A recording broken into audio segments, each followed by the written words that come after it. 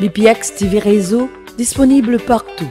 Sur les ondes, le canal 18.6 et sur vos réseaux préférés.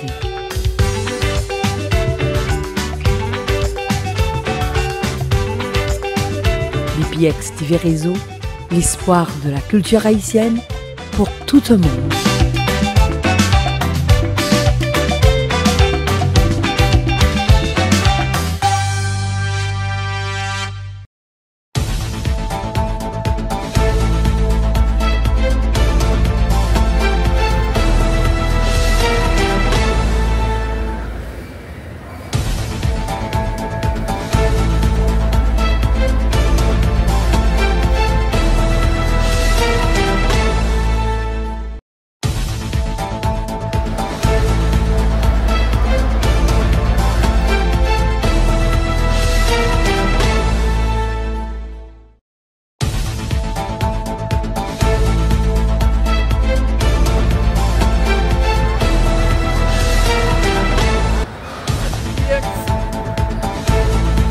Bagay.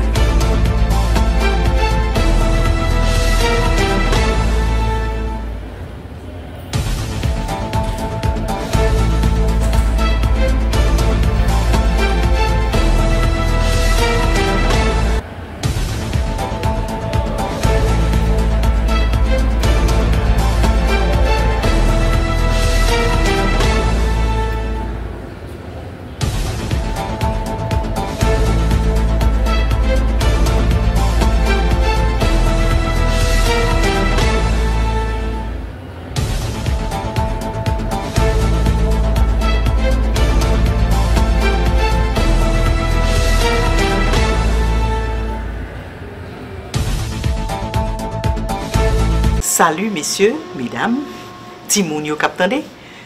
Jodi nous avons une invitation spéciale. Nous chita dans Miami Dade building. Côté nous pral rencontrer avec un monde qui est très spécial. Il relé Daniela Levin Cava qui c'est mairesse Miami Dade. Mais c'est pas n'importe qui mairesse non. Son monde qui prend à cœur et développement de monde et bien-être société que la diriger. Nous allons parler d'un problème qui est très crucial aujourd'hui parce que nous gagnons et commissionnaire dans Miami qui votait pour une mesure qui pourra faire un pile tour dans la communauté. C'est ça fait depuis 70 ans que Miami Dade fluor l'a ajouté dans l'eau, dans le système de l'eau potable. Vous connaissez l'eau potable dans Miami, c'est une plus bonne l'eau qui vient parce que sorti dans l'aquafère biscuit et Libanon on de l'eau qui est vraiment très pure. Mais ils ont ajouté fluoride là-dedans. Et fluoride a un rôle essentiel que jouer dans et bien-être dans Timoun et Timoun avec grand monde. Et nous bossons dans nous toutes là, nous bossons dans nous. Et nous, mais qu'on bagaille que nous pas réaliser, c'est que non seulement fluor là qui dans pâte là, il protéger dents, il protéger superficie dents, mais fluor là qui on mettait dans de l'eau que n'a boire, il protéger et il aller dans tout système, il descend dans sang nous, il descend dans tout corps nous. Et les protéger, les fortifier dans yo. Mais journée aujourd'hui, gon bagay ka passé, par contre ça officiel dans pays ça, dans l'état ça, dans comté ça à régler avec nous. Yo sorti pour yo retirer fluoride là dans l'eau. Et son bagay qui pourra faire petit monde yo tort, qui pourra faire grand monde yo tort. Fluoride là que vous mettez dans l'eau, c'est un 7% lié. En tout cas, m'a quitté mes restes là. M'a quitté mes restes là, bah nous nouvelles là. Bien, sous deux chaises. Ok, nous allons chita avec elle, nous allons passer un bon petit moment pour nous joindre toute information en mail. Merci. To the 29th floor. For those who don't know me, I am Cassandra Arnold, one of the Deputy Chief of Staffs for the incomparable, I always say, the one and only Miami-Dade County Mayor, Dan Levine Cava. I have the great pleasure of overseeing our equity and engagement portfolio, as well as resident services and our Black media and Haitian outreach. So I'm so excited to have our media partners here, along with our panel. As you know, the media's role is not only keeping people informed, but also combating misinformation, ensuring that you are ambassadors, our trusted voices. We know that you are our ears and our eyes, and our trusted panel here are here to share their expert opinion of what's going on with the matter. You are our trusted source in the communities. Our goal today is to hear from our dentists and medical experts and to learn more about why the mayor made the decision to veto, of course, as you all know, with the fluoride. So any information we have here, we hope that you can take this and spread this throughout our communities, especially our vulnerable and our marginalized and minority communities. So without further ado, I want to pass the mic to our Miami-Dade County Mayor for some welcome remarks. Good afternoon. It's a real pleasure. It's not Bonsoir. Bonsoir. Bonsoir. Very good. Well, thank you for being here today. And to our experts, some of you joining us for the second time, very, very grateful. You've already been extremely important to me personally, to the community, very influential in my thinking. I met with experts before deciding to veto the legislation, so you were the people that I turned to and gave me great advice. And especially to our Black-owned media, Black Caribbean media stations, we have a special affection for you and really pleased to be able to do a series of programs with you, and very happy that Cassandra and our incredible communications team helped to organize today's event. So thank you to all the organizers and for the media. The fact is we can't do it without you. We have an important message to share, but we have to get the word out. And you're our partners in community education and engagement. And thanks to you, important news is being heard throughout the community, communities that might not be watching mainstream media or listening, and you are their trusted source. So it's really critically important that we partner with you on matters like this. So yes, I'm the mayor, first woman mayor, but thank you.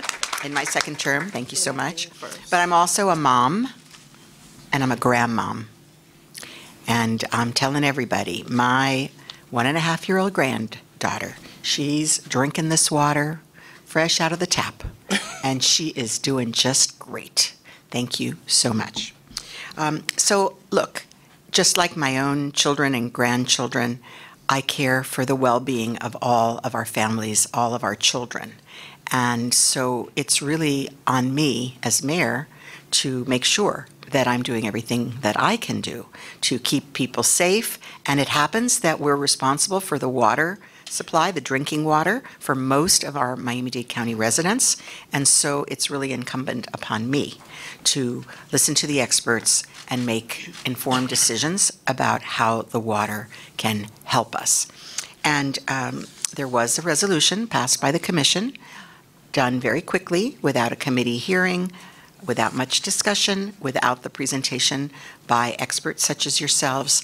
And so I was concerned because I think I had taken for granted the fluoride in the water, as many of you did as well, a practice that had been going on for almost 70 years here in Miami-Dade County. But I wanted to be sure that I was informed by the experts when I took the decision that I took to veto. And I don't veto things lightly. This was my third veto in my almost 5 years as mayor. So it takes a lot for me to decide that it is important enough to let the commission know that I do not agree with their decision. So not taken lightly, listening to the experts, I did what I did. And of course, now it's going to go back to the commission for their determination whether to support, uphold my veto, or to override it. And that decision will be on May 6th. In the meantime, I've tried to bring the information that was already shared with me out into the community through multiple media conversations, sharing the expertise that we had received in the last session. And here we are yet again with additional people with knowledge and reach into the community, and of course our media partners to spread the word. This basic message is this: fluoride is natural. It's a mineral that's actually naturally occurring in the water. It's safe. There is no credible scientific evidence to suggest that it is not safe at the levels that we use it. And actually, it's essential. That is what we learned from our dental and medical experts. It is essential for our dental health. So, you are the people that touch everybody's lives. You are the trusted messengers to your patients, to the community, to the organizations that you serve. Many of you serve in important leadership roles in the community. And so when you speak about health, you're speaking from experience, knowledge, and indisputably your care. That is what you're known for. That is what you do. So I want to make sure that these conversations continue and that we have them openly, with transparency, with knowledge, information, expertise, get the facts out. In fact, we've just launched a myths versus facts social media campaign as well. We also have fact sheets. You have them here with you. We have them now in 3 languages: English, Spanish, and Haitian Creole. So this is available. You can download it. Of course, we can make copies for you. We want to encourage you to spread the word. There is so much misinformation. People are so susceptible. Many people are asking me, why are people so willing to believe the rumors and the misinformation? And unfortunately, sometimes people listen to a loudest voice. And if they don't have access to somebody with expertise, then they could be easily discouraged from listening to the facts. So we are here to dispel the myths, to tell the facts, and I'm very, very grateful. So I can honestly say to you, a lot is at stake. You're going to tell more about it, but I am quite persuaded that fluoride is, as we said, essential, and without it, our dental health, and in fact, all of our health will suffer.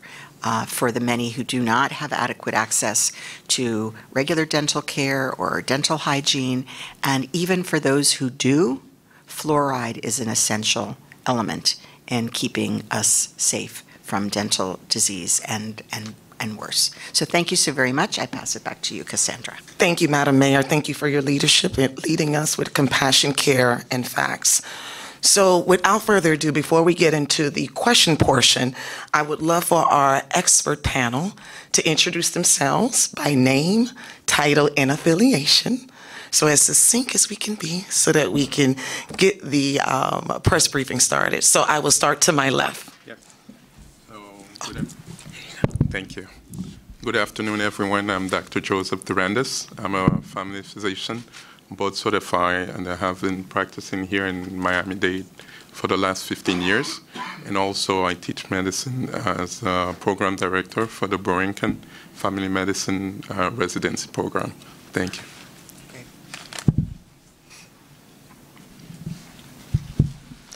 Hello, everyone. My name is Dr. Kyone Daniel. I am a general dentist and a owner of Daniel Dentistry, which is a general dentistry office located in Miami Gardens. I am also the owner of a nonprofit organization, Daniel Dentistry Cares. Thank you.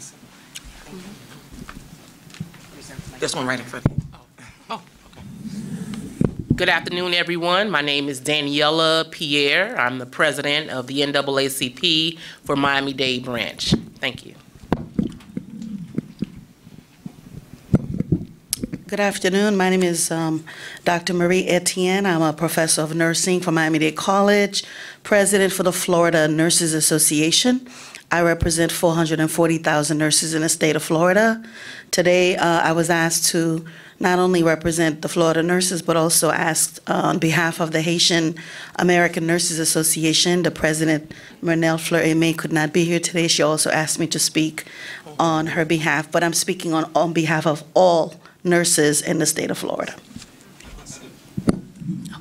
Hi, good afternoon. My name is Nicola Patterson Molina. I am a parent. I'm a very active member of my daughter's PTA in their elementary school in Palmetto Bay. Awesome. Good afternoon. I'm Roy Coley. I'm the Chief Utilities and Regulatory Services Officer for Miami-Dade County, and I'm the former Director of Miami-Dade County Water and Sewer Department. Good afternoon. My name is Amanda Kinnick, Interim Director of the Miami-Dade Water and Sewer Department. My name is Dr. John Nelson. I've been in practice for 15 years. I am the president of the Miami-Dade County Dental Society. Good afternoon. My name is Harold Ford. My first title is parent. My second title is president of the South Dade branch of the NAACP. Good afternoon. My name is Dr. Audrey Miller. I am a full professor at Florida International University and the program director for the non-traditional BSN program. I represent over 300,000 Black nurses from the National Black Nurses Association, as well as the national chairperson for our Oral Health Task Force. And I also bring you greetings from Sigma Theta Tau, which is the International Honor Society for Nurses. Thank you. Good afternoon to everyone. My name is Angel Bosch. I'm the Managing Director for the Dade County Medical Association. Good afternoon. My name is Dr. Bevelyn Allen, and I'm representing the Jamaican Nurses Association of Florida, a non-for-profit organization that has been around for over 44 years, representing a number of nurses. Thank you. Good afternoon. My name is Hoodland Davis. I am the Vice President of Black Child Development Institute, which is an affiliate branch of a national organization with the mission of educating and advocating on the behalf of Black and brown children, advancing the quality of life. And I would be remiss if I didn't acknowledge my amazing colleagues and staff from the mayor's floor for those who helped in putting this together, our intergov, our equity and engagement, communications, ops, scheduling, for bringing such an amazing panel together. So without further ado, let's begin our questions to our health experts. Let's begin first with a question regarding why do we add fluoride to drinking water in the first place? And if we can keep the comment to about a minute or so, just to allow everyone to make a comment. So our health experts, anybody who want to get a stab at that question? Why fluoride? Why in the drinking water? So the reason why we added fluoride to the drinking water is because many years ago when they discovered fluoride and how it prevented cavities, they decided to run an experiment and use it in water in Grand Rapids in Michigan, and they found out that they would stop caries from happening. But as studies went on, they also found out that our teeth, our children have baby teeth because our adult teeth are not ready yet. The moment that you're born, your baby teeth, your permanent teeth are then start to be made.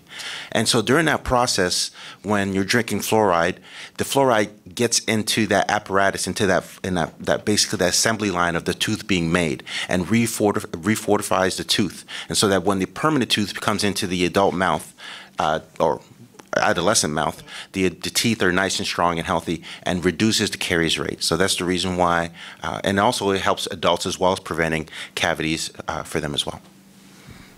Now for anyone else who wants to answer the second part, experts say fluoride is safe, but some people have claimed that it is a toxic chemical. Can you talk a little bit more about fluoride and when it is safe? Yes. So fluoride has been proven cost-effective. As a matter of fact, if you look at what the CDC is saying about fluoride, it's one of the success story of the 20th century, using fluoride to prevent tooth decay. And like the dentist just mentioned, not just preventing tooth decay, but also health in general. As we know, when a lot of diseases are related to tooth decay, and fluoride played an essential role in preventing that. And adding fluoride to the water, not only, like I said, it's cost effective, but also overall especially for communities who don't have access to dental care, is one of the best investments that we can do in health in general. I can tell you, diabetes, a lot of the complications that we see in diabetes, they may be related to dental cavities. So having fluoride in the water, it's not just for your teeth, but also for your health in general. So it's a very important mineral, and it's natural, and it's cost effective. And Madam Mayor, feel free anytime you want to jump in as well. Well, I just learn something every time. You know, the last time I learned about the baby teeth, right? Obviously, babies are born without the teeth, and that the baby teeth are forming. And I didn't realize that the adult teeth are already in there too. And what do they call it? The bones of the teeth. And it's fortifying them for adolescence and beyond. So, very good. And you just taught us something too. What was the? Dr. Durandis. Dr. Durandis. The diabetes. I know. Oh, it was about. Oh, diabetes. Yes. Yes. Okay, so I know I've been telling people it can cause other health conditions. That's diabetes being one of them. Certainly a very, very important point. Thank you. Now, when we talk about our residents and the information that's in the community, some residents have pointed to studies that raise concerns about fluoride, particularly a study from last year finding that high levels of exposure could be linked to a lower IQ. What do we know about these studies? Thanks. We know that health disparities is a public health concern for everyone. And most communities who are underserved regarding their income, education level, the not having the fluoride would definitely pose a health threat, not only to those families who are disproportionately with the low income, but for children. We know that if their health is being affected, definitely their educational will be affected as well. And Dr. Durandis mentioned about diabetes. I also want to point out that cardiovascular disease, heart health is extremely important. And we know women are dying, number one cause of death with heart disease. And so we know if you are not taking care of the teeth, that can also give you infection in your heart. So the research that are disputing the need to have it, they want to make sure that everyone understand not only it is a safe, but it's also an equitable method of preventing dental caries that can potentially cause health problems for our children. And I want to acknowledge Dr. Holder, who just joined us. So, of course, Dr. Holder, feel free to jump in at any time. Please, if you would, introduce yourself, your title and affiliation. Hi, I'm Dr. Cheryl Holder. I'm an internist, board-certified internal medicine. I'm also with Florida Clinicians of Climate Action, and I'm the president of the Florida State Medical Association, which represents the 9 local societies of the National Medical Association. My last title, part-time professor at the Florida International Herbert Wertheim College of Medicine, Department of Medical Education. But to respond to the data on neurocognitive changes that they see in infants and what they propose, the data is compelling in that it is high levels. So the key, again, is level of exposure. Yes. So no one is going to deny that the data is not implying that there is a concern. What also the data shows in adulthood, there's no correlation. So what we're seeing isn't quite clear yet. But because of the concerns, that's why you've seen all the warnings are on high levels. And again, what we've seen based on our current data and our current evidence, the levels that the Dade County community gets exposed to are not levels that will show that cognitive decline. Now, having bad teeth in early elementary school will definitely lead to cognitive issues and poor school outcome. That's right. So whether that cognitive change is significant in your overall functioning to adulthood, there's no real data yet. And so the risk-benefit analysis that we always use in medicine how much risk, how much benefit. We feel that the current levels being safe, the benefits far outweigh the minimal risk that we see, especially that we don't see that cognitive change in adulthood. So the evidence is still unfolding, but it's very clear on what safe levels are. Yes, Dr. Nelson, would you like to add? Yes, in regards to the article that you were specifically referring to for the study that was completed last year that led to the conclusion of the low levels of IQs. That study was not an actual study that was actually completed in terms of they didn't test anybody or anything like that. It was an aggregation of multiple papers that was already completed, that was already out there.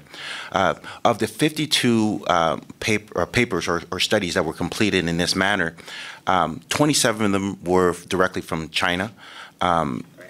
Many of them were also completed in Iran, Canada, Mexico. None of them were actually completed here. And what kind of gave birth to this whole idea of fluoride being a neurotoxin that causes low IQ in children came from an article that came out in 2006 that was furthermore, it further expounded on in 2012 from the same group of authors. Actually, it's 3 authors that are mainly, the first 2 authors are in the 2006 paper, and the other 3 authors are, the same 2 authors from the original paper are also in the 2012 paper. And in that particular discussion, they actually even said that this was actually an email that they wrote to the Wichita Eagle, which is a newspaper in Wichita, Kansas, who's actually going through the same thing that we're going through here in Miami-Dade County. And the authors of that paper actually said that their study does not actually impact what's going on in the United States. And the reason why that is because in the United States, or in all the other studies that were done, the fluoride levels were so high. And actually, in one of the studies of the 52 studies, one of the studies that was looked at in China was actually a study that looked at children with high fluoride levels that were actually drinking it from the well. And these high fluoride levels actually did impact their cognitive abilities. But the irony is that the children that they compared their cognitive abilities to were children who also have fluoride in the water, who also have fluoride in the water at a 0.8 parts per million level, which is slightly above what we actually give in this area. So the irony is that the 2 cohorts that they were looking at, kids with really, really high amounts of fluoride and kids were with lower amounts of fluoride that we more generally are giving here in the United States. And they did notice a change there. So I'm sorry, just to underscore the point, and thank you again for educating us, the comparison study, the baseline, was at the level basically that we use, and those children were doing very well. Good. Okay. There we go. Thank you for that. And before we go to the next question, I want to acknowledge another panelist, Dr. Rudy Moise. If you would, just your name, title, and affiliation, and then we'll go into the following question. Sure. I'm Dr. Rudolph Moise, past president of the Dade County Medical Association and president of Comprehensive Health Center. Thank you for being here. So we've been talking about disparities and the health risks that exist. We know that it affects everyone, but specifically certain communities are affected maybe a little bit more. Is there a risk that stopping the addition of fluoride could widen oral health disparities, which we've discussed, such as higher rates of untreated cavities among Black adults and children, and or other health disparities? So for my parents and NAACP members in the room, what would these health disparities mean for your families and communities? Okay, here you go. Harold? Parent. And then Good afternoon. These types of disparities are of grave concern because when we look at what communities that we serve, the underserved communities, they don't have access to health care at a qualitative level that many of us may have access to. And so when you're taking this out of the water, now you're endangering those individuals instead of serving and protecting those individuals and families. So when you look at disparities, and I'm also a statistics major with the University of Florida, so when y'all start throwing numbers, my head is turning. But getting excited. Hey, but I'm also looking to see where the errors, because again, I'm curious when you're talking about these studies, what's the sample size?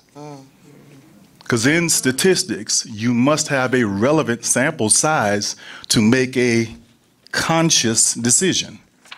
And if you don't have that size, now you're imposing, it's the same thing we see with a lot of the polling that's going on. You say 1,500 people represents the decisions of 300 million? That doesn't make sense. So we need to make sure that we're going back and drilling down to the data, how many participants were there, to make sure it's relevant. And it may only be relevant to that community in which they took the poll and not to the general body as a whole. So when I look at and listen to all of these different disparities, I'm concerned, one, because of the population of underserved individuals that may be impacted, who may not have access to health care. But then more importantly, what are we going to do if this body chooses to move forward with this initiative? Are they going to put aside dollars and cents so that we can help these underserved communities who don't have access and don't have the resources will be allowed access and gain resources? Thank you. Any other parent or member? Yeah, I agree. The school that my daughters go to, it's a Title I school. It's a big underserved community that my daughters attend, and I fear that a lot of the kids will be immediately impacted by the negative consequences of not having fluoride should it be removed. You know, having dental issues, missing school, missing testing, not being able to concentrate in school. That's a concern amongst several of the parents within the school. So I understand that there are parents who see concerns with, you know, negative consequences of having fluoride, but you hear from the experts, all of that's been debunked, especially at the levels of fluoride that we have in our water right now. So, you know, I think it's very important that we do keep fluoride at this level in our water so that our kids, you know, can still have the benefits of that and not have the negative consequences of dealing with the dental issues, which will trickle down to their school, being able to concentrate in school and being able to attend school. Ms. Pierre, I know you want to say something, and then we'll move on to the next question. Definitely. Thank you. So I definitely agree with what has been shared and elevated thus far. I, too, am a parent and a new grandmother, right? Where my granddaughter attends an early Head Start school, where primarily in a low-income community, where many of those children don't have an opportunity to visit a dentist or get quality dental care. And let's look at the reports. We don't have enough dentists in our communities already. So to think about removing fluoride would be a grave danger to our children, to our youth, and all of our families. And just so you know, we're grateful for this fact sheet that has been presented. We have shared it with our membership. We discussed it at our most recent membership meeting, and overwhelmingly, we got the great support that we continue to stand with you, Mayor, as you veto, and we want the fluoride to stay in Miami-Dade County. And I know Dr. Miller, want to say something? We got a couple more questions. I promise you, we're gonna get to everybody. So once Dr. Miller makes a comment, we'll move on, and then of course, feel free to chime in as well. I want to thank the panel and the parents and the families for supporting the fluoride. As a past Jackson nurse and Head Start nurse, I'm there with you. Yes. So as a quality assurance nurse for Head Start in the past, we had to get a dental exam. And was it easy to get? No. We don't have enough, not even general dentists, much less pediodontists, pediatric dentists, to care for our children. Dentist was not on the priority list. The cost, the expense, the time, I have to take off work, I don't have transportation, I don't have enough insurance. These are the obstacles and disparities that our families have right here in Miami-Dade County. We're not even talking outside the state, of getting our younger kids, despite they can go every 6 months, twice a year, to get dental services. we're talking about restorative care that these children are getting, not preventive care. And if we continue to think about the prevention of these disparities, we won't have to worry about the restorative that costs triple the amount of monies than just keeping a 0.7 in our waters.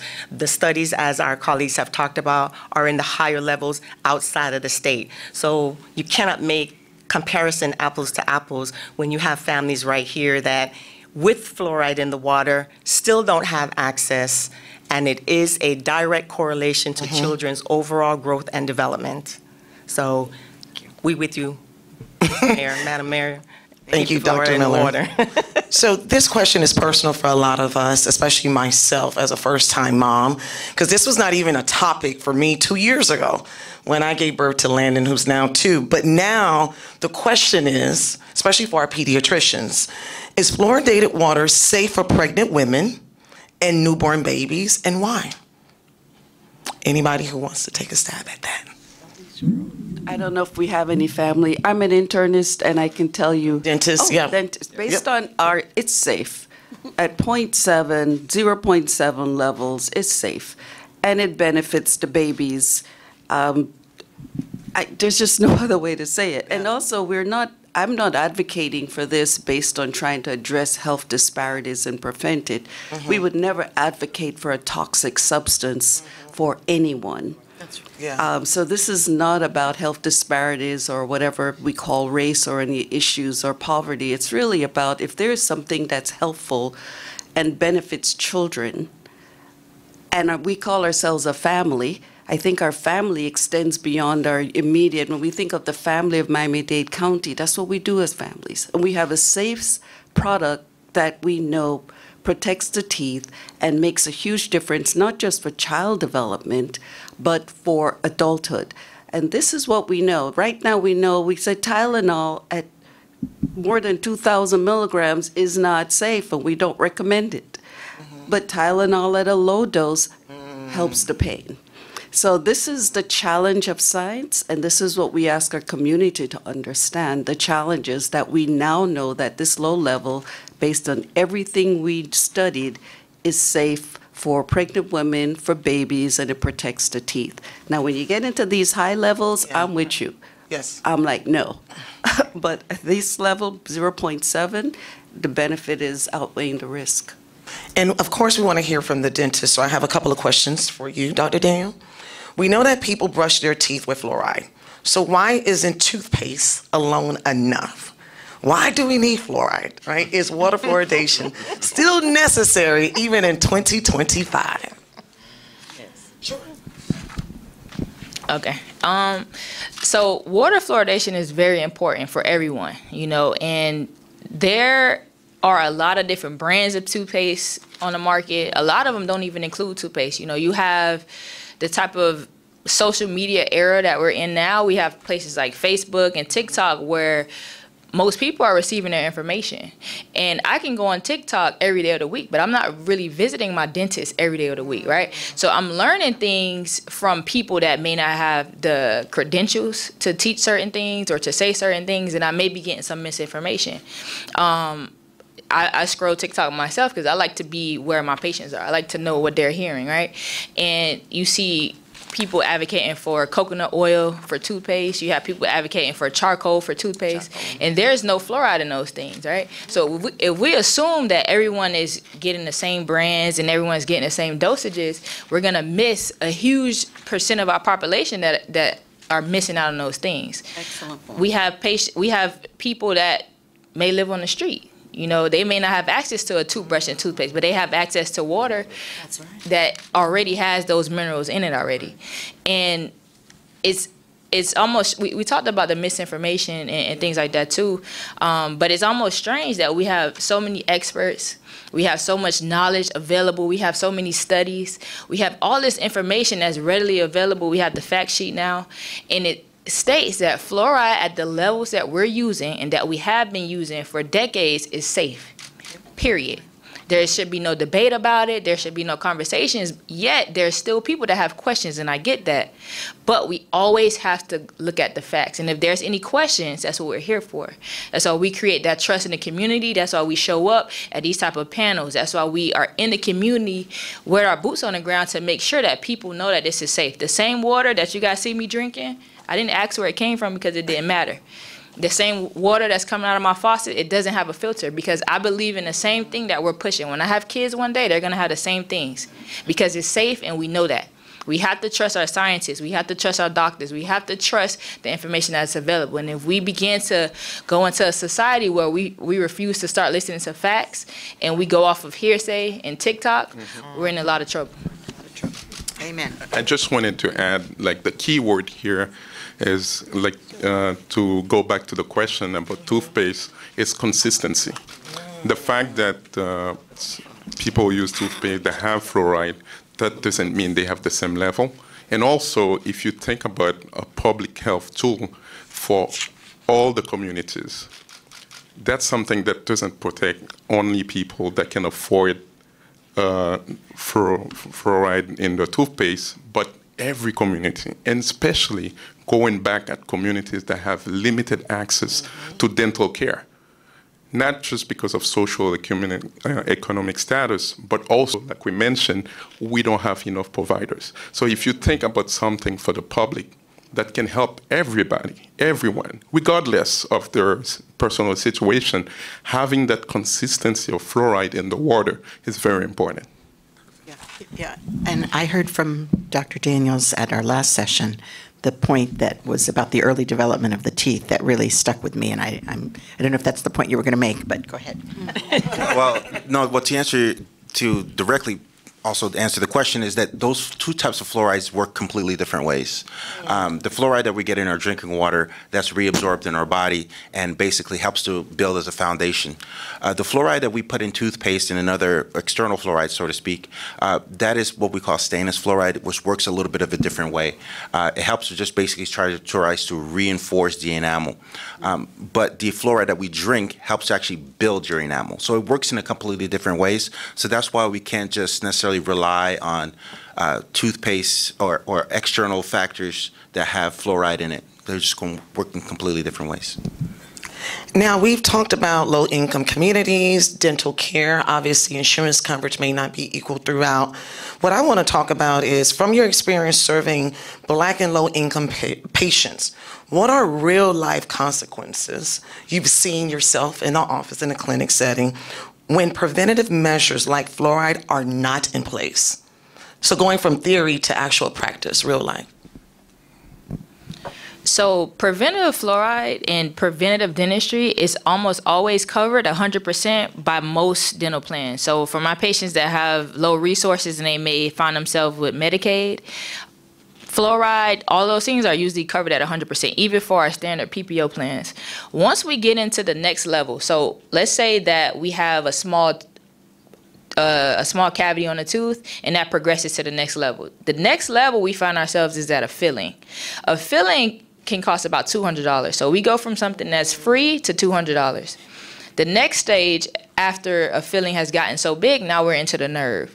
So a root canal can cost you somewhere from $1,000 to $1,500, right? So now we go from free to $1,500. And now let's say that root canal, you know, you never got the crown, that tooth fell, so now we have to pull the tooth out, we have to do an implant. Now that implant can cost you $3,000. And this is what we're seeing from patients that have the fluoride. This is what we're seeing for patients that can make it to the office and can afford treatment. But what about the kids that can't? Correct. Now that leads that person into the ER because they can't afford to, all of the infections and stuff that they're going to be having in the mouth, they can't afford to go to the dentist and pull out all of those teeth now, because an extraction is a lot cheaper than an implant, but it still has a price associated with it. And so now you're in the hospital. Now we have drains coming from the neck. Now we have some patients, we have bacteria in the heart. We have bacteria traveling places because all of our blood is connected, right? And so this can be as expensive as death. And as serious as it sounds and as scary as it is, this is why we're here. This is why we take off the day. This is why we've been here advocating, not because we we want to say, oh, it's whatever, don't have the fluoride. Why? Because maybe I can open another office. But it's because we truly care about the public health in this community. We truly care about our people because we've been there. Yes. And we're lucky enough to be able to have the education now and we can teach. But it's very important for us to be here to advocate and to build trust and let the people that are listening to this know we look just like you. We understand, we speak your language, and we're here to tell you that it's safe. It's okay.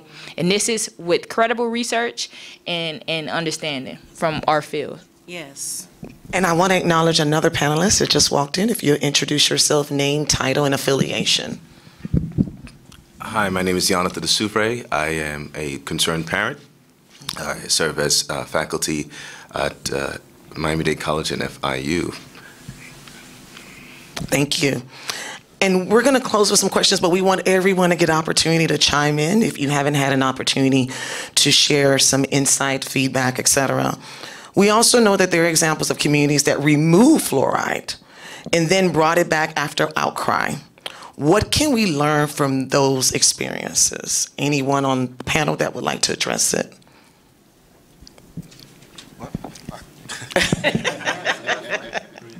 I don't want to hog the mic, but well, one of the clearest examples that we, few examples. I mean, the mayor talked a couple weeks ago in regards to what was happening in Buffalo, New York.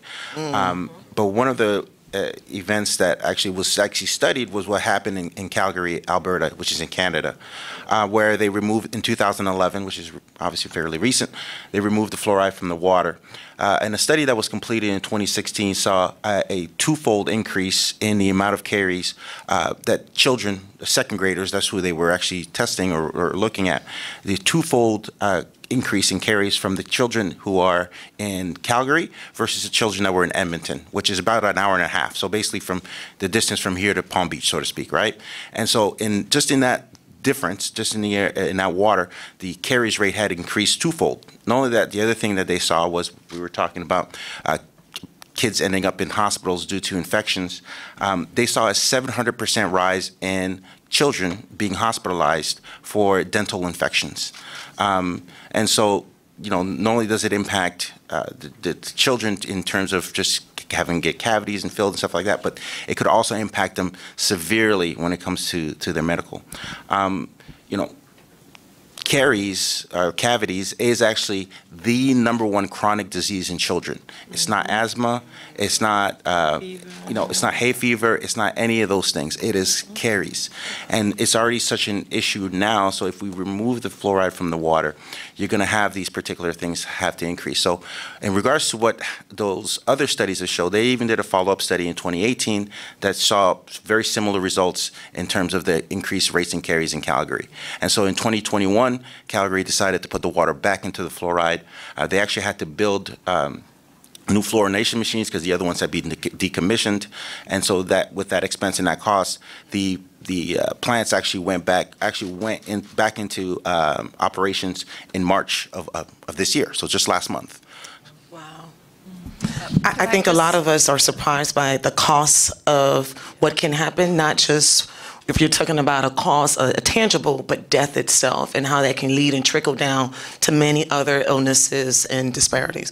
Dr. Holder. Some of the last data I could find from the American Dental Association just looked at, they said this is old because COVID kind of put a wrench in a lot of data collection. Right. And the last pre-COVID data collection showed every 15 seconds somebody was in the ER for dental condition. That's crazy. If you work at Jackson, you will see ER visits, because that's the only place you can go when you're low wealth after hours and you got a toothache. Okay. Incredible amount of use for tooth problems. Right. And that's why we look at how do we prevent the utilization, excess dollars, because our community pays for that. They said about 2 million visits just for dental conditions through the emergency room. So when we take out preventive measures, you pay for it somewhere else. And you see it with the heart attacks, you see it with the different diabetes, the worsening of all the chronic diseases when you have bad teeth. And especially as you get older, bad teeth leads to poor nutrition, and you've heard it all before. So this is about not just children. We want to take it through the entire community, through the adulthood. But the cost is real when we don't do good preventive measures. Wow. Go ahead, Dr. Moise. I'm really enjoying this healthy discussion on fluoride, and I do believe that fluoride is important. As a primary care physician, we see both adults and children, and I refer a lot of kids to dentists because of some kind of decay. As you know, the kids, it's like work for them to brush your teeth. Yes. So they don't really take the time to do it properly. So just imagine if you have no fluoride in the water, what happens? And I know that you said Medicaid does paid every 6 months, right, for fluoride treatment, right? Mm-hmm. So do you think that, assuming that we have no fluoride, okay, in the water, do you think that the outside treatment that you mentioned, like a frequent visit to the dentist, fluoride treatment every 6 months paid by Medicare or private insurance, do you think that's enough to really prevent tooth decay? So like Dr. Nelson said before, those two things are different because we have the topical fluoride, which is working on things that are already in the mouth and working, but we have the systemic fluoride that's working through the body as well. And it's truly not enough. We need both. And us having it for so long, like I said, we still have issues where we have patients coming in, they still have bacteria, they still have these issues. But as we see with different studies, if that stuff is removed, that goes up 2.5-fold. So if you refer 10 patients out a day right now because of this issue, we're looking at 25. I see. Well, just to add, so many children are not eligible for Medicaid and or health insurance, right? How many people, we have good dental insurance in Miami-Dade County, but most employers don't even have dental insurance. And Medicaid is becoming harder and harder, and really we're expecting to have Medicaid services cut extremely, and probably dental care will be one of the first to go. Go ahead, I know you have some comments. So one of the things I wanted to, part of what we do is to advocate and educate parents. So we talk about a lot of access. Yes, we may be able to get access because sometimes we have the dental mobile and get into community and give that access. But what we look for is quality. It's quality, it's consistency. So, and our organization also talk about actions. Mm-hmm. So my purpose for being here today, how can we help this cause? Because we work directly with the parent. So one of the things, the way we messaging it, they don't know the whole education, the whole deep about the different type of fluoride. Yeah. So what we tell them, you're already getting it in some of your toothpaste.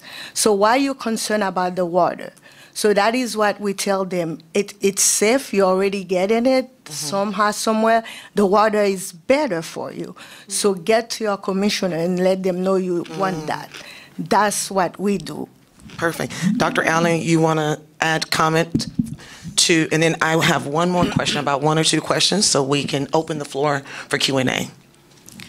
I just want to thank the mayor personally and on behalf of the community, for taking this stand. It's so very important to our community, and we know the facts. But to be able to stand up and said, in spite of everything else, I'm going to stand for something, it takes quite, it takes dignity and strength. And so we want to thank you for that. And just to encourage us as healthcare providers to continue to put the information out, because we know that this helps. And so whatever means and ways we can help to disseminate this information is going to be vital to the community. As a young girl growing up, I suffered from dental caries because there was no water, fluoride in the water. But I had the opportunity of seeing my children grow up in this country and drinking this water and not ending up with the same issues that I have had to deal with. So thank you all on behalf of the Jamaican Nurses Association for standing up with each other and fighting this fight. It's a fight worth fighting for. Thank you. No, thank you for your advocacy and your work. And as you were talking about communities, what can we do to help with the messaging? A question I have for all, specifically parents and NAACP and those around the table, what do you and your communities need to hear from health professionals to gain more trust? We know public trust is an issue currently. So what is it that you need to hear from us to gain the trust? I think this fact sheet that has already been shared, we need to share it more in our churches, in our schools, in our libraries, in our Head Starts, on our buses, metro rails, everywhere. It should be trending. This should be going viral now, right? Because a lot of people have questions because of the misinformation, disinformation. But by sharing the facts, right, is helpful and very important. I'll share this too as someone who loves candy. I've always been told, be true to your teeth today or they'll be false to you tomorrow, right? I've always been told that. So let us continue to share, right? They'll be false, right? Okay, for more reasons than one. That's a good one. Yeah. For more reasons than one, right? So let us continue to share the facts. Let's continue to stand with our mayor and leadership here as it relates to fluoride. Because we know already, I've said it earlier, there are not enough dentists in our community. We celebrate the dentists who are working and working very well within our communities, but they're not enough, right? There's a bill right now in the Florida House that's talking about adding dental therapists because of the shortage that is recognized by not having enough dentists. So to couple that, right, and then to even think or dare to remove fluoride, it's not going to be good for us, right? And let's remember our children. Let's remember our children who are not able, many of them, they can't go to the dentist on their own. And if the parents are working 2 and 3 jobs to try to afford one roof, going to the dentist is not top priority. It's not a priority. When I was called about this very important gathering today, I was reminded about all of the 3- and 4-year-olds that are in Holy Redeemer Head Start. I wish I could bring them here and just have them smile, right? Wow. And just have them smile so that we know and we continue to impress the importance of dental care and overall health. So again, I say let's continue to share the facts. Let this go viral so everyone can have the information. And while we are reaching out to all of the commissioners, make sure they get a copy of this too. But Ms. Pierre, I think you just gave the one best thing. Tell the story. Have those teeth smile. I think if they want to see, they need to see the story of what happened with fluoride. I don't know if we have anyone who was here in Dade County before we had these levels. I don't know if we have any of that history and show before. Because I too came from Jamaica, and I'll never forget my first dental visit that I had here in this country. I had 9 or 10 cavities. Because we didn't have fluoride water and we didn't have dentists. And that was my first visit at age, I remember, because I was 10 and I had 10 cavities. Wow. And that's when I take my son, and he was born in Dade County in Miami, grew up here, had safe fluoride levels, and I tell you, his cognitive ability is pretty sharp. I'm very glad. And he loves his dentist and had, I think, 1 or 2 cavities his whole life. And he didn't brush any. I was probably the best brusher because I've always been the good girl, you know, the one who does everything as you're told. That's me. Dr. Holder, I do everything as I'm told, to the T. And I brushed and I did everything, and I had 10 cavities. Wow. So it's more than just the brushing and the topical fluoride. It's really building good teeth from birth and showing that story of those Head Start kids smiling. That's right. Right. And we got another question which we'll open up because we've been talking about the safest choice. How do we build trust, not only in the community, but within this group, particularly within the health professionals in the Black community?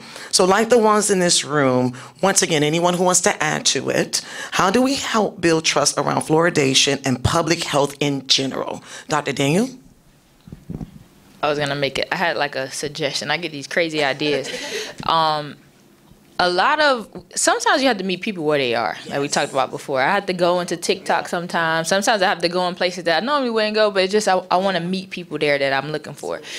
And in the era of social media, a lot of times, you know, we know our officials, we know that we put them in place to make certain comments, but in a space like this, we can launch a fluoride campaign today. Everyone can make a 10-second clip and we can say, hey, I'm this person and I'm for fluoride. And it's as simple as that, because I don't know how often we're going to be able to get this many successful, beautiful, intelligent people in one space, but this is the type of things that we have to do, especially with crunch time. The question was about trust. I don't know if someone else wants to answer. Yeah. Just saying things like that, you know, meeting people where they are and giving us the avenues to be able to communicate with them. Correct. I agree with you, especially Ms. Pierre. You know, you and I are going to have to talk afterwards, Yes. right? Education, preventive education, preventive education, preventive education, preventive education. For the National Black Nurses Association, we have an educational webinar on oral health across the lifespan. It's not just about the kids. I love my kids. I'm a board-certified pediatric nurse practitioner. But it's for our more seasoned people in the room as well, because you lose them and you don't get them back. And like Ms. Pierre said, you end up with teeth that are no longer yours. But we have a platform every other month. We do a webinar. It's 1 hour. It's free. It's national across the board. You just have to register. You go to our website. You see what programs are coming up. Because if you don't know that you don't know. And the things that we talk about are systemic infections and inflammatory diseases and the correlation of our cardiac health and all of those things we talk about. Lead exposure. I don't hear anybody talking about lead exposure. That's a whole different conversation. Oh, that's another panel. Okay, I'll be there for that one, because right now California, with all the fires, is having seeped in lead in their soil. So that's another exposure, because those houses were older and lead is in the paint. So you'll hear that. We'll be on the next panel for that one. But those are some of the exposures that our communities have. And if we keep talking the truths and tell our truths, that's how we will get our communities to trust us. Yes, Dr. Moise, and then we'll open it up to media, because I know you have some burning questions for this panel. Talking about prevention, I just want to thank you for including the Haitian community and CDCs and Haitian Creole. So we really appreciate that. Yes. Yes, please, Angel. We would love to hear from you. Yes, I just want to make a comment. And the problem of the shortage is not only in dentists. We have a real shortage in healthcare professionals as a whole. And we just learned that the issue is not dental. It's all over the place. It's health all over the place. We're talking diabetes, we're talking probably malnutrition, we're talking about things that happen with IQs. I'm wondering that maybe in 2 months they're going to say that AI lower your IQ. So that's another. I know that's another panel. And the thing is that we have to think about prevention. We have to, and it's common sense. How hard is to make a children to clean their teeth every day, at least 3 times? Very hard. How many times do they have to clean their teeth if they have to reach the level of fluoride that they need?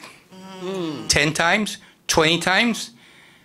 Hey, parents, you're supposed to be working sometime, right? You're going to be following your kids all over the place just to clean their teeth. So I think that we have to focus on prevention. We have to, and common sense. And if this pass and we eliminate the fluoride, and in 3-4 years we get to know that it was a mistake, what are we going to say to people? I'm sorry? I'm sorry? I think that we should look into the future instead of thinking about personal things in today. Amazing. Thank you. And the last comment, Dade Chan, you're going to bring it home. Yes, I'm going to bring it home. And then we're going to open it up to the media. If you think about it, it's looking at community impact. Economic consequences for having communities with fluoridation is extremely important.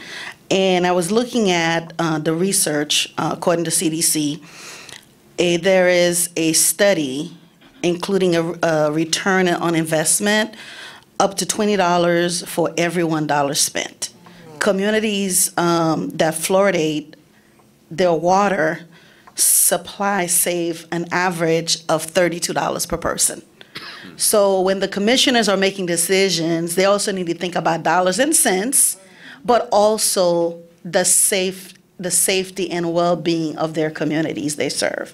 So, Madam Mayor, we want to say thank you for being proactive and taking the essential measures of saving our children and saving the Miami-Dade County's residents. Thank you. Thank you. I am full. I am inspired. I've learned so much. But now it's time for our community to learn more through our media professionals. So first question, I believe, Tony, you have a question. Yeah. I don't know if we have a mic on the floor. Thank you. I can talk like Rudy Moise. That's my hero. Listen, this is a rock star panel here. If we can give them an applause, this is amazing. Yes. Rock star panel. My rock star brother, President Obama. Listen, this is really awesome because, as the mayor said, we have been inundated with inspirational, powerful information that we didn't have a clue about. And I think that we as media have to be very, very alert. One thing is that we're it. We are it. Okay? Y'all aren't it. You guys are giving us the it. And I think it's something that we have a lot of work to do because my sister there said, we need to get this viral. Nobody can make things viral like the media. Yeah. Social media is a bunch of people trying to do it. Media is people doing it. Number two, one of the great things is I love about leadership, and I say this to Madam Mayor all the time, great leaders bring great leaders together that don't know each other. She's done this over and over and over again for us, for the members of this community. Yes. So I want to say that we're going to have to know each other, like yesterday. 5-alarm fire. You want it viral? We've already started, but we got to work together. There's no way we shouldn't have all sat down together, and I blame myself first. But she and her made it happen. Thirdly, Cassandra, you gave so many questions that we don't even have to ask a lot. No, I know you got some questions, Tom. And it's all here. So my media friends, if you're amazing looking, communications team. Amazing. Amazing. So all of it is here, and if we need to collaborate, I know that Dexter has an enormous amount of power. Yes. I do too. Woody. There's power in this room. Yeah. But we ain't working together, so we have to fix this, and this is brilliant. Last but not least, there's some people that I just want to say that this is earth-shattering stuff. We need to stay on this page weekly. This is not a temporary thing, and we need to have the bravado and, pardon my Espanol, cojones, to stand up and say, yo, wait a minute, this isn't making sense. Science is already saying it. So we already know what we do. We don't need to ask questions. You've answered them, but if we do, I just want to congratulate you guys on having an astounding, this is probably one of the most important things that we've learned to help all of our communities. Yes. And I'm sitting here looking at some of my heroes. Dr. Rudy Moise, a legend, an icon, my mentor. Don't let the baby face but beer fool you. This man is my mentor. We appreciate you, Tony. So I'm going to cut there and just say that excellent job, Cassandra, Mayor. The entire team. We have our marching Everyone. orders. We have our marching orders. Jesse, the president of BOMA, any questions you have for the panel? Thank you so much for this gathering today. This is outstanding. One thing I think we could use, if you could get a PDF of this form, that would be outstanding. Sure. Because to help to circulate that. Yep. And I'm also wondering, when we look at the levels, is this an average, the adjusted level of 0.7? Is this something that's averaged, or is there any variance in communities here in Miami-Dade County? Sir, what I can share with you, you have naturally occurring fluoride levels in Miami-Dade County of 0.2 milligrams a liter, and we adjust it to exactly 0.7 milligrams a liter. Your water in this county is tested more than 150,000 times a year by state licensed professional water treatment operators. It does not vary. It is an exact dosage. Thank you so much. Jean-Sony? Oh, I thought I saw your hand. Sorry. Yes.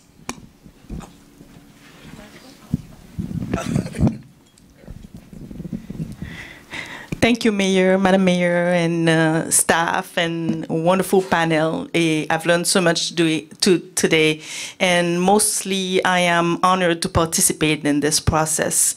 My question is, what happens next? How do we ensure that this bill is being vetoed effectively? We have shared some wonderful ideas. I picked up on it, and I am. By the way, Dr. Benjamin, a founder of Accord Parenting, Encouragement, Conséquences, Honneur, Respect, une méthode coopérative pour lever ti moun responsable, which BPX TV Reseau has featured. And I created videos in Haitian Creole, and I'm like, my brain is working. What can I do? How can I help? Yeah. And the time is, the turnaround is like short, so short. We're talking about May 5th, right? May 6th. May 6th. So thank you so much, well, to everybody. It has really been an extraordinary discussion, and so much expertise, so much passion, so much commitment in the room.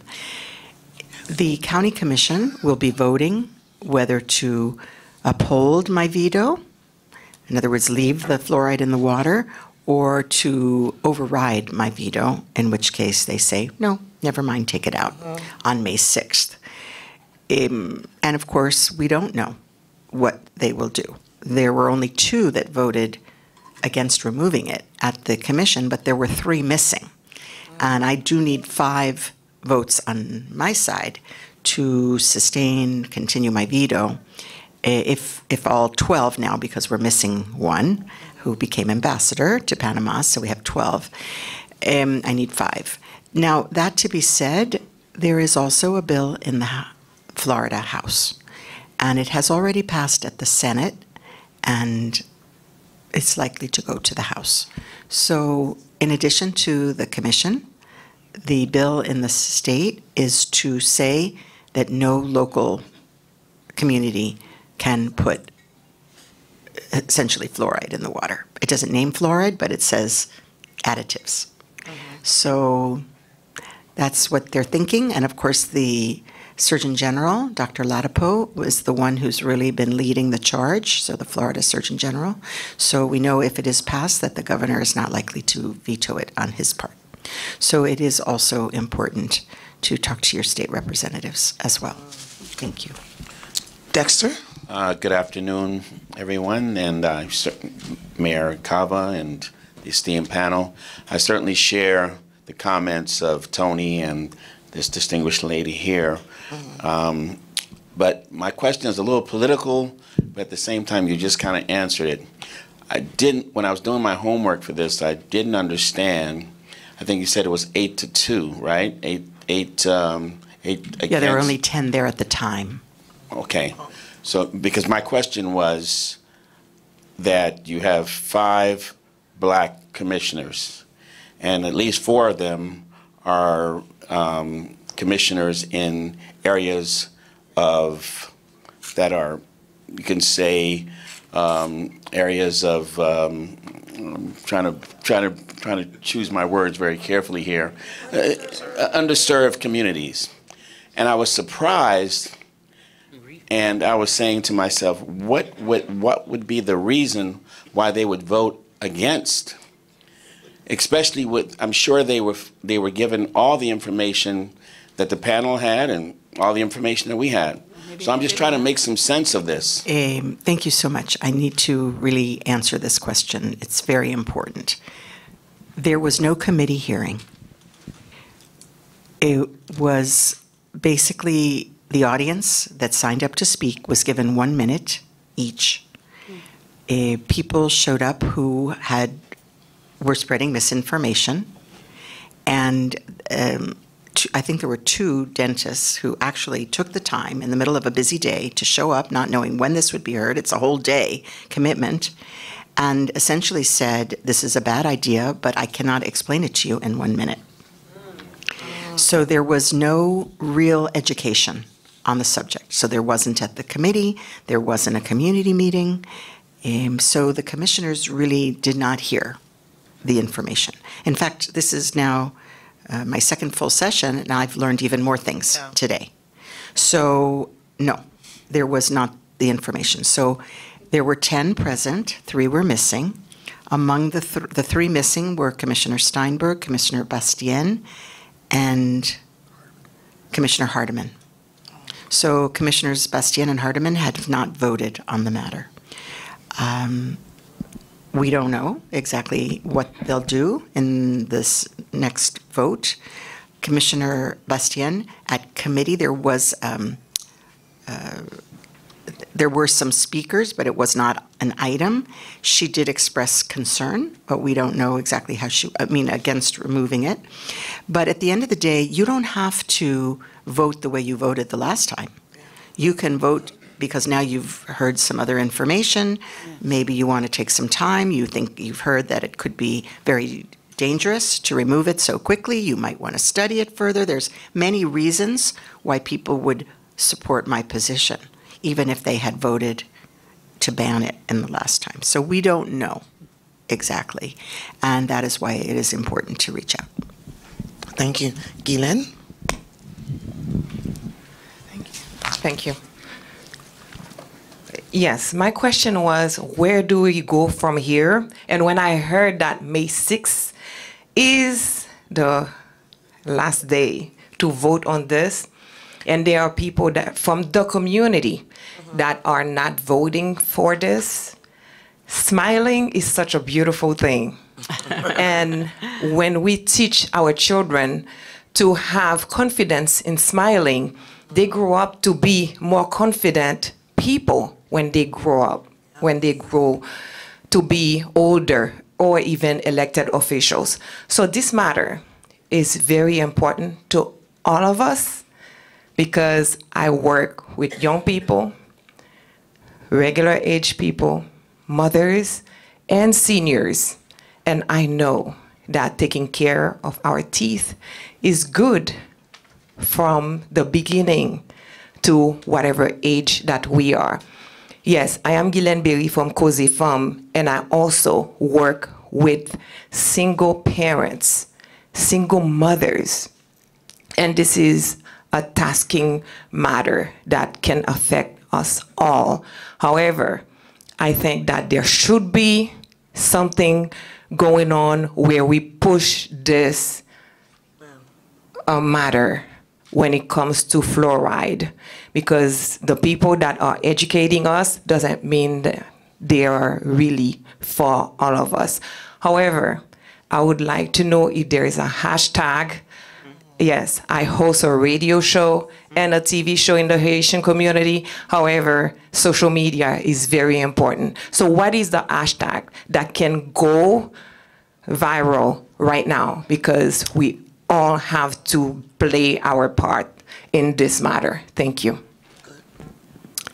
Well, I don't think we've established one on our communications team. Natalia is our communications director. You're very clever here. You have, I'm sure you could come up with something very clever. I'm thinking fluoride smiles or Hashtag fluoridation matters. Fluoride matters. Yes. Protect our teeth. Definitely, we will incorporate a hashtag, but everyone is welcome to follow the mayor on her Instagram, Mayor DLC. We're posting content there every day, myths and facts, and also little clips of the interviews from the experts. So help us elevate that content, and we'll also be following up this roundtable with an email both to the panelists and to the media with all the fact sheets and also links to the social media that we've posted.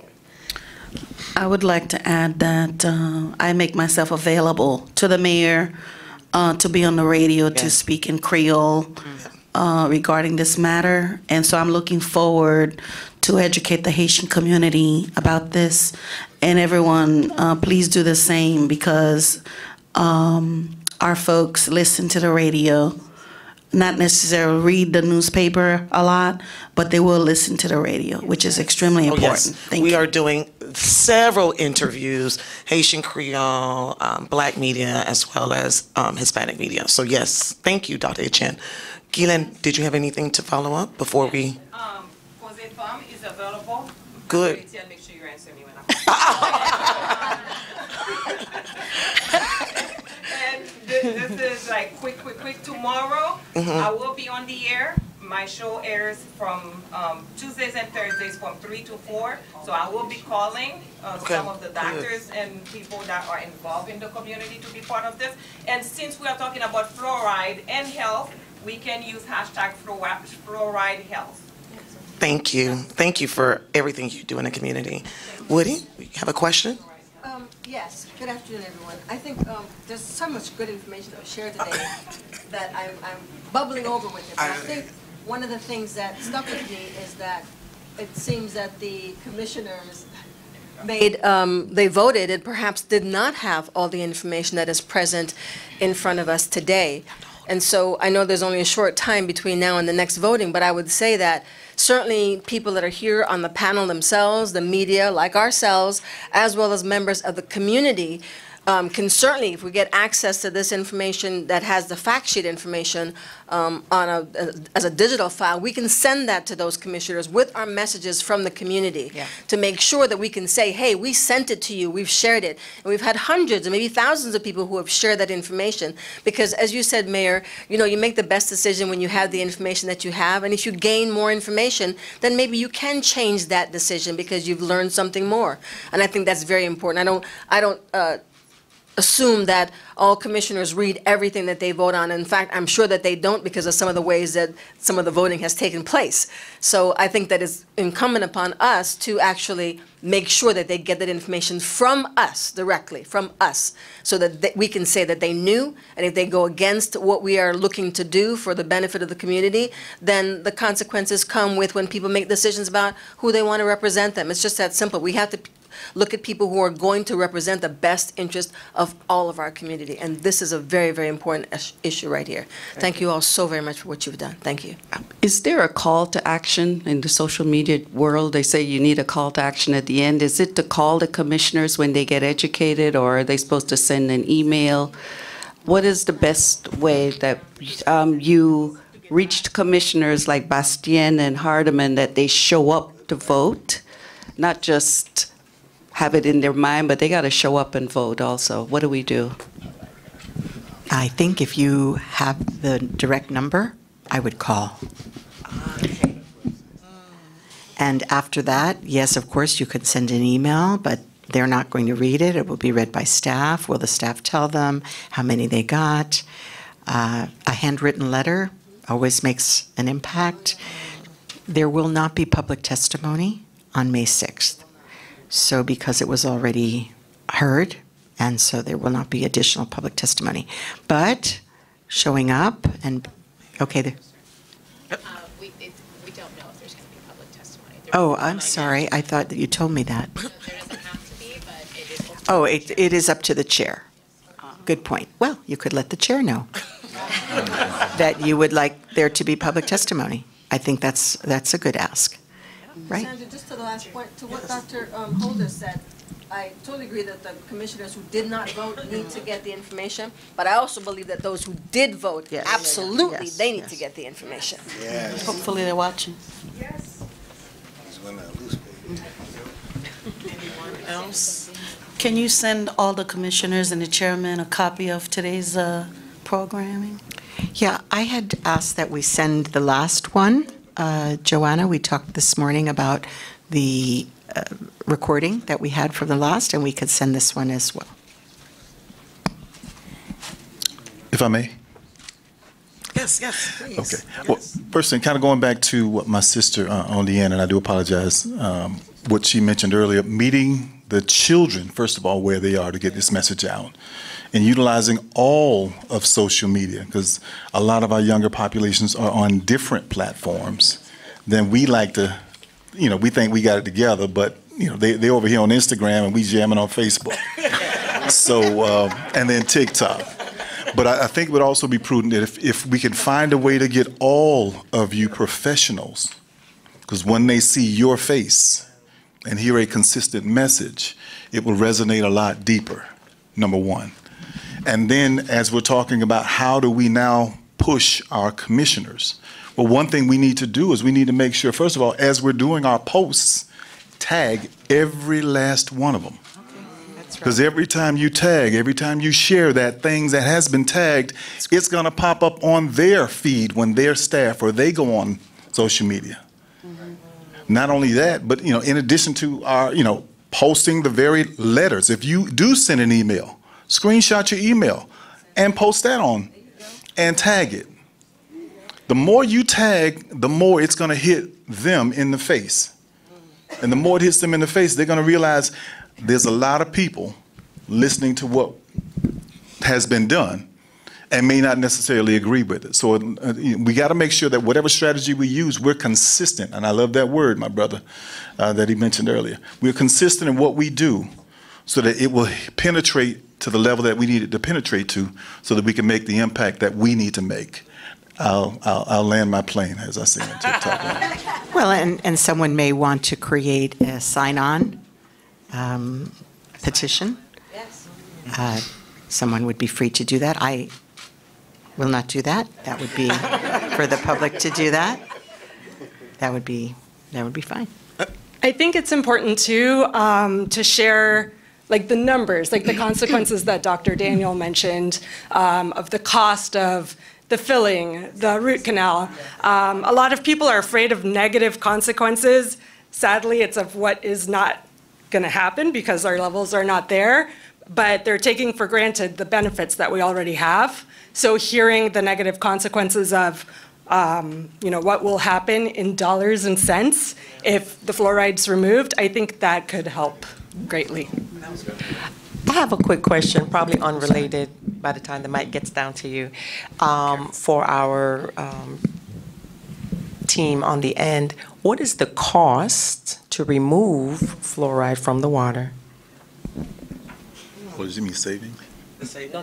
No, not the savings of it, but what's because I know there's got to be some extra filtration, forgive my ignorance, the cost to in getting it out. is minimal. I think the more important piece of information about cost is what we spend per person in this county for fluoride today.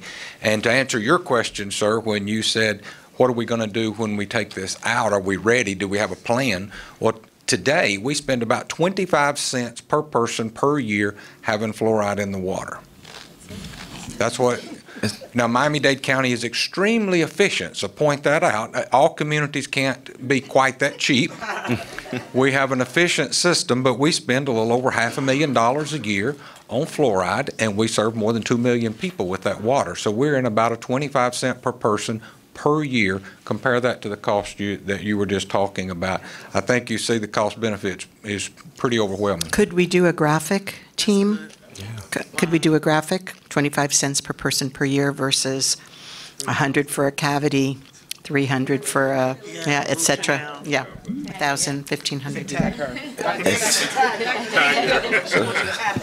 Thank you. So, thank you for sharing that, the 25 cents per person, because when I was at the previous, Mayor, thank you for having us all here.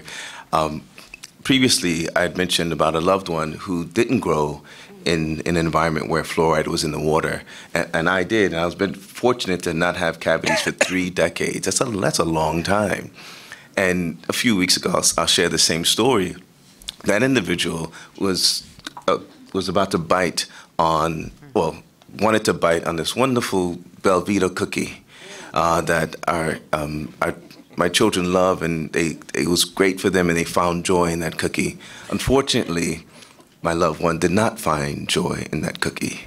Her tooth broke, and the cost of that tooth to be replaced is about $3,000, right? But it's not just the cost, but you can't enjoy the cookie. It's priceless. So 25 cents versus $3,000, we could put that on TikTok and go from there.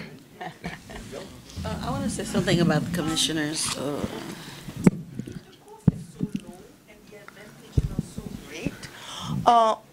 What might be the special interest that prompted people to vote for, to bring such a bill, to sponsor such a bill, and then to vote for it? I have to say I've been to a dozen different interviews with different media outlets. There is not a single person in the media who understands it either. So just to say, we are living in times of misinformation and disinformation to discredit experts. Why? Why is that the motivation? I would say to create distrust. Distrust creates chaos, panic. We're trying to create fear, and that's what has happened. And the second part of my question, is it true that the CDC's arm for dental care is being done away with? Well, first of all, so many federal agencies are being dismantled and defunded, right, including CDC. But that to be said, there was a directive by a court for the EPA to revisit the issue of fluoride based on a lawsuit that was brought by a toxicology group saying that it could be dangerous.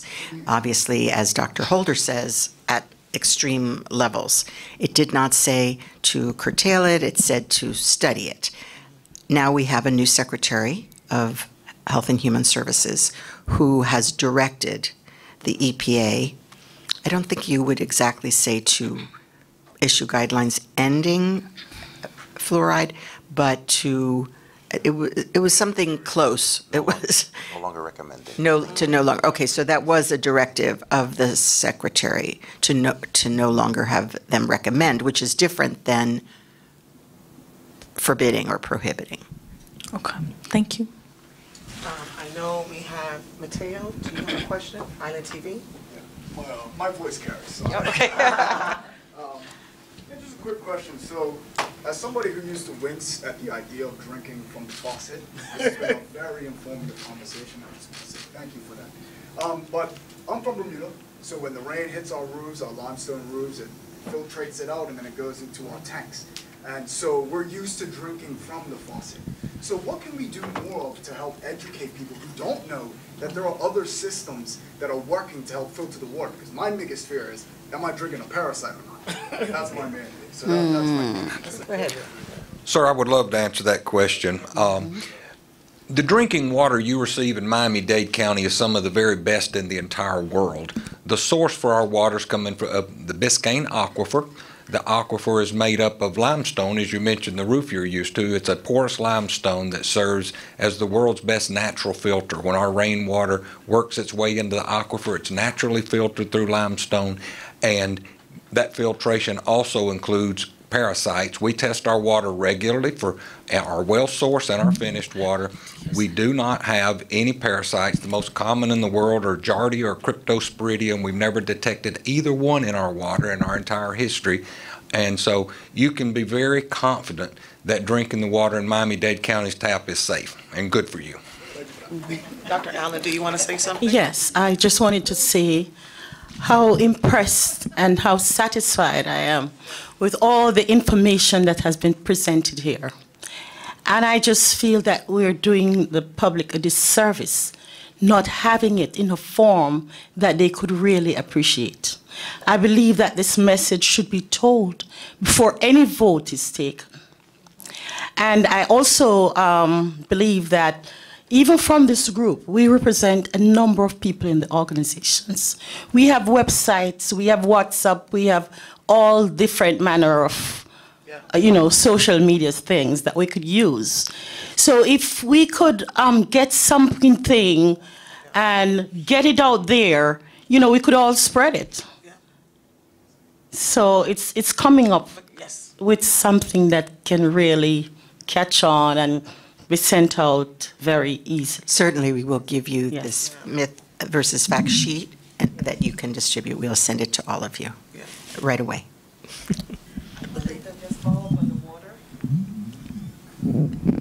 You brought up a really good problem that we have in Dade County about water, because I've done primary care for years, and the patients tell me they don't want to drink the water. And I say the water is safe because I know all the data.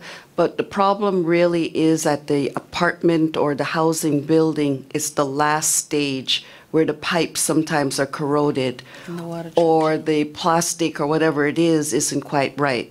So that's the issue of housing stock that many of the lower wealth lives in, which drives them to buy bottled water. And then I'm like, the microplastic problem and the bottled water is 10 times worse.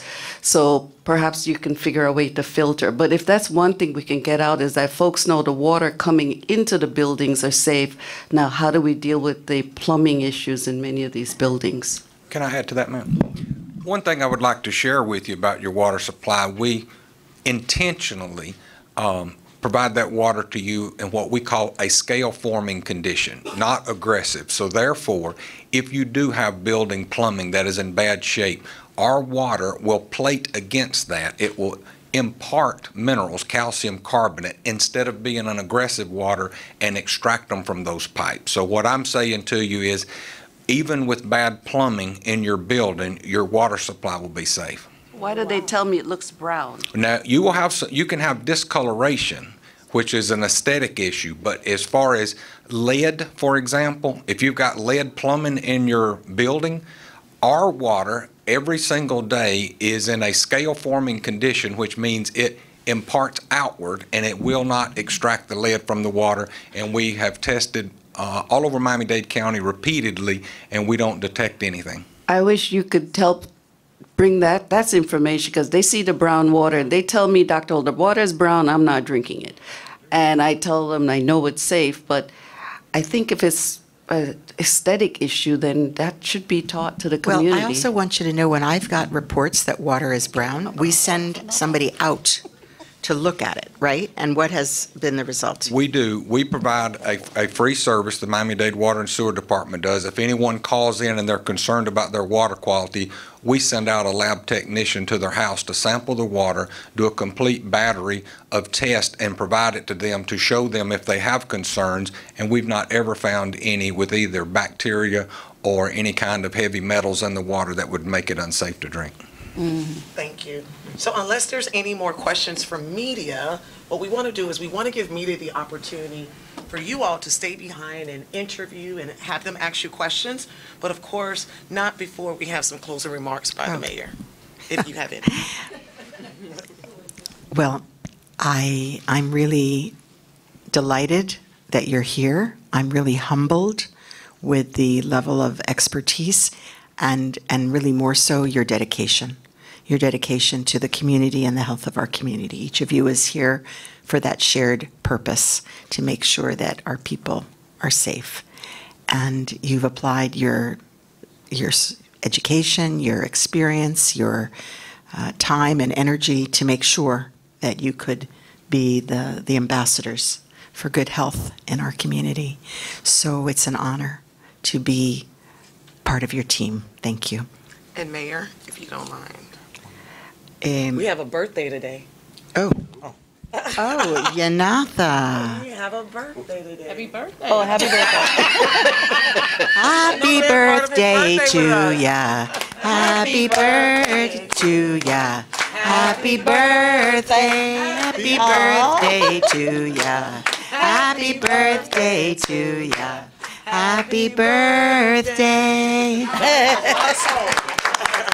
And also, there was a lot of work put into putting this event together, putting these facts together, creating the information to share with the public. And as was said, we can do our part and we need you to do yours. Thank you so much for everyone who's contributed. Dr. Nelson, last word. My apologies. I hate to, one last thing. But this is something actually we wanted to speak about. I guess we have media here, so it's a great opportunity to try to see if we can get the word out. But this weekend, the Miami-Dade County Dental Society is actually hosting a free dental clinic this weekend, where we will be doing free exams, free cleanings, free extractions, and free fillings for all who come. We're going to be there in Miami Gardens. It's going to be at the Betty T. Ferguson complex. It's from 6 a.m. on Saturday till 6 p.m. on Saturday, and also on Sunday from 6 a.m. to 1 p.m. 6 a.m. to 1 p.m. on Sunday. Can you get us that flyer and we'll put it out as well to everyone, and we will promote it. And yes, we will have a supply of fact sheets, right? Yes. Okay, Indeed. great. Yes. Panel, and then we'll spread out for interviews. Okay. And like I said, interviews for those media who would like to interview some of the panel, please stay a little bit behind.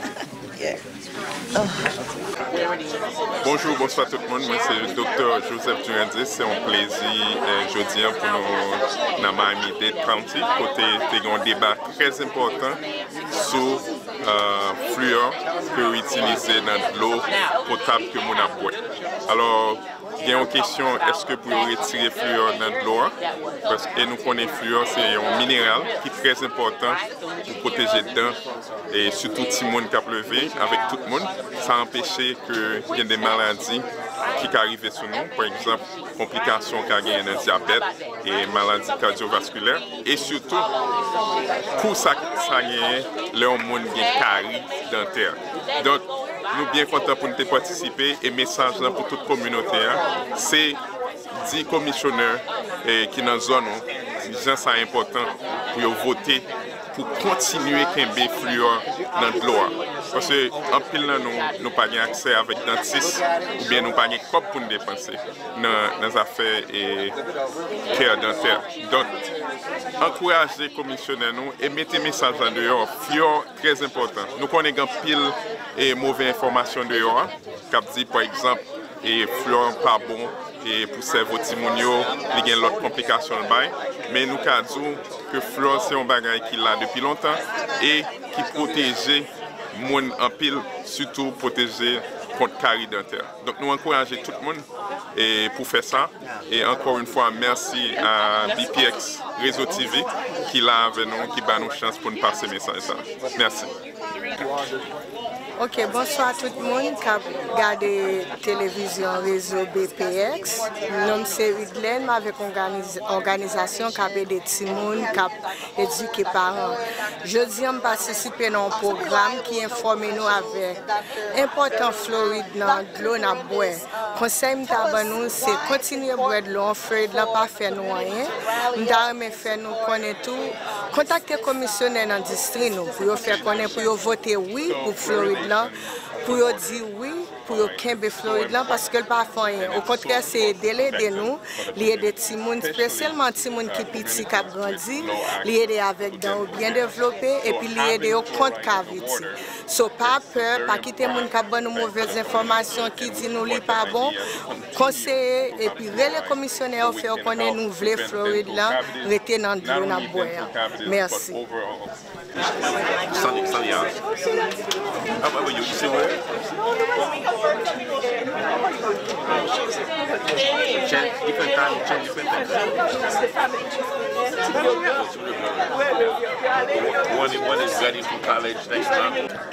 C'est Dr. Moïse. Moi là, dans Stephen Clark Center, j'ai une belle presse conférence sur l'affaire Floride, de l'eau que nous avons. Et on connaît son mari qui est très politique à Dani. Washington, avec nos États, dit qu'il faut qu'il retire Floride de l'anglo parce qu'il a causé quelques problèmes toxiques, neurotoxiques. Alors que nous connaissons nous-mêmes que la quantité est tellement petite, c'est 0.7 mg per litre. Donc il n'est pas assez pour causer un dommage qui est censé neurologique. Et il est prouvé, il y a une recherche qui prouvait que l'aider prévenir ça de caries, cavités, dans le monde. Donc c'est ce qui est nécessaire que nous avons besoin et me supporter meilleur qui est vitaux et décision pour qu'il fluoride l'odeur pour prévenir les gagner cavité. En Haïti, par exemple, pas de fluoride dans l'odeur. Et dans pile qui moun k'ap souffrir problème avec dents yo. Donc nous connaissons les conséquences là. Donc dans des cantines au moins mon cher, nous avons supporté l'idée pour Floride rester dans l'eau là, pour que les gens pas de problème de cavité que ils ont gagné sans Floride.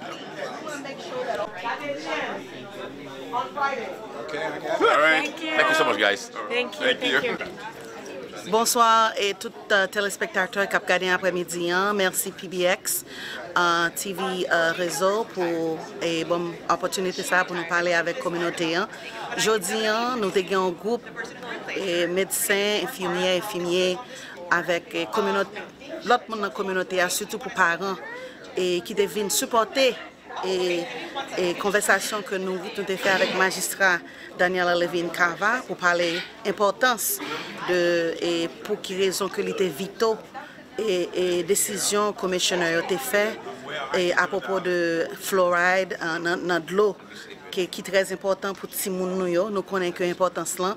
Si nous n'avons pas de fluoride dans de l'eau, ça a créé problème pour tout le monde à l'avenir, surtout pour tooth decay, infection, qui viennent by l'autre problème et par conséquent c'est ça qui fait que nous tout après-midi nous sommes réunis pour nous parler l'importance que recherche et qui baille data sur toute information qui est prévention et vaut mieux. Et nous dit tout le monde, et prévention, nous toujours advoqué pour prévention. Jodi, je suis là comme pas seulement présidente de la infirmière de la Floride, même je représente la Haitian American Nurses Association et président nous c'est Mernel Fleur-Aimé. Il pas de cas là jodi, même je venu pour nous te support nous. Ça fait ça parce que nous avons importance et santé nous pour tout le monde qui vient ni pour grand monde tout. Et je te parlé des commissionnaires qui partent là pour te voter sous décision magistrat. Et nous-mêmes, nous là aujourd'hui pour dire tout commissionnaire qui a gardé nous mettre voter oui parce que c'est très important pour santé communauté nous, avenir communauté nous, surtout communauté noire, surtout communauté haïtienne et qui pas gain accès pour aller dans dentiste, qui pas gain accès pour aller mener petit moun yo au docteur parce qu'il y a travail. C'est très important pour nous-mêmes, pour nous parler avec commissionnaire nous dans la communauté pas nous pour dire que nous supporter magistrat décision magistrat pas seulement nous pas dans la politique mais nous là pour éduquer la communauté nous parce que nous connaissons ça supposé faire en fait parce que c'est prévention et pour aider peuple noir surtout peuple noir qui est affecté dans toute maladie et nous pas voulons ti moun yo gen problème dans dents yo et yo pas ka sourire pour gen problème confidence et pas ka travailler bien l'école sur toute bagage qui conséquences c'est ça qui fait que n'a demandé commissionnaire yo prend temps garder vidéo ça que tu fait aujourd'hui garder réunion que tu fait aujourd'hui l'op fait décision avec précaution parce que la vie ti moun nou santé ti moun nou santé communauté nous nan men. Merci beaucoup. Je remercie les téléspectateurs qui ont regardé l'émission et je voulais dire que c'était vraiment une expérience extraordinaire côté que nous avons rencontré avec une série de sommités vraiment dans le domaine éducation, dans le domaine soins de santé dentaire, dans le domaine soins de santé primaire. Et primary care physician, nous avons des experts de water et office Miami-Dade, nous avons évidemment maire ou plutôt mairesse Daniela Levine Cava, qui c'est vraiment aucune chaîne femme, aucune chaîne politicien qui vraiment défend l'intérêt intérêt population Miami-Dade et vraiment initiative ça que le mener pour défendre pour vito ça aurait les vito ça veut dire que yo te fin voter en mesure pour retirer fluoride dans de l'eau Miami-Dade les mêmes les dit non ça pas capable faire et puis le réunir toute bonne expert ça yo chaque monde bail opinion yo et vraiment opinion yo était unanime. Yo pas qu'à retirer fluoride dans l'eau Miami-Dade parce que si on tord yo pas faire population si on tord yo pas faire tout le monde tout petit monde tout grand monde parce que fluoride là qui ça le fait est-ce que c'est fluoride yo dit fluoride pas fin sûr qui j'ai pour traduire terme là mais bon et leur retirer fluoride dans l'eau c'est comme si m'ta dit et de l'eau à boire si bien on fluor la donne c'est un bagage qui va protéger la santé dentaire.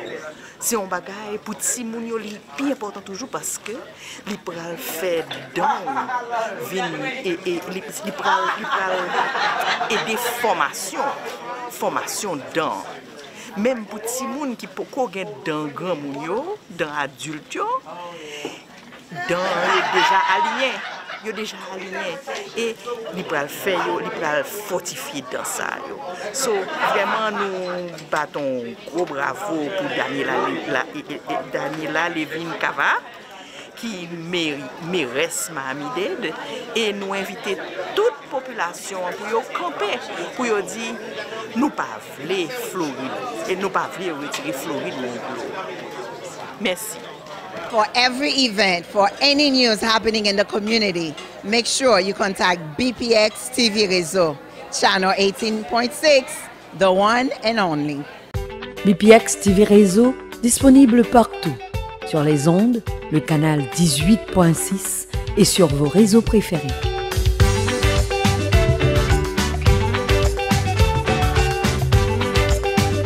BPX TV Reseau, l'espoir de la culture haïtienne pour tout le monde.